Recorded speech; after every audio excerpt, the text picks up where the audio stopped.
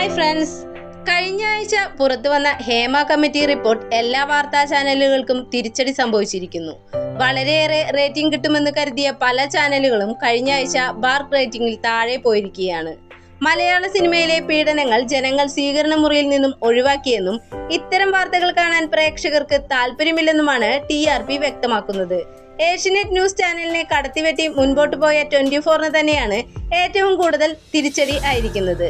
പോയിന്റുകൾ കുത്തനെ ഇടിഞ്ഞെങ്കിലും ശ്രീകണ്ഠൻ നായർ നേതൃത്വം നൽകുന്ന 24 ന്യൂസ് തന്നെയാണ് ഒന്നാം സ്ഥാനത്തുള്ളത്.